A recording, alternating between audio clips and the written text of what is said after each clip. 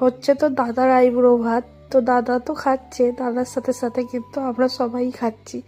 আজকে চলে গিয়েছিলাম দিদির বাড়ি।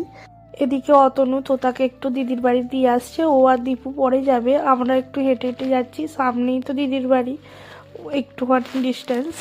এইদিকে আমরা চলেও এসেছি, তাই দেখে তো মানু কত খুশি। আর তোতাও ভীষণ খুশি হয়েছে দিদিকে দেখে। এখানে দিদি আবার মিষ্টি দিয়েছে।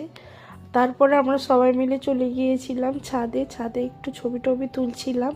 আর নিচে অনেক গরু ছাগল অনেক কিছু ছিল, সেগুলো তোতা দেখছে। এখানে মানুষ স্নানও হয়ে গেল। তারপরে ও রেডিও হয়ে গেছে, বেশ ফ্রেশ লাগছে এখন।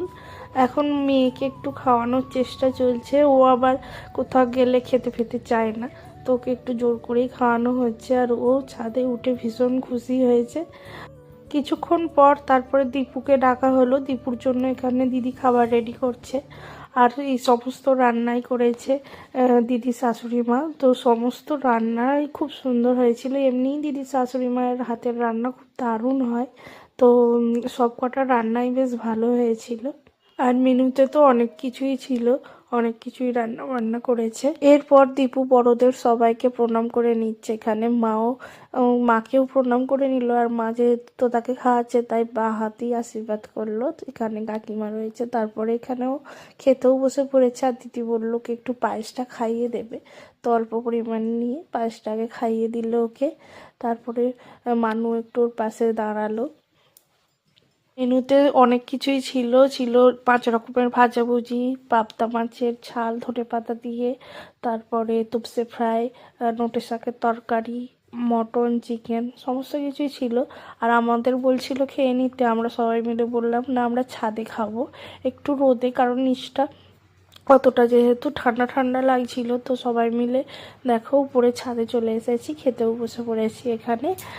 আর আমরা যখন থেকে গেছি তখন থেকে প্রায় সময় ছাদেই ছিলাম। আর বেশ মজাও লাগছিল ছাদেতে, সবাই মিলে বেশ গল্প টল্পও হচ্ছিল, খাওয়া দাওয়াও চলছিল। তো তো আমার ভিডিওগুলো তোমাদের কেমন লাগছে অবশ্যই কমেন্টে জানাবে। এই আর কিছুদিন পর থেকে তো বুঝতেই পারছো যে খুব দারুণ দারুণ ভিডিও আসতে চলেছে।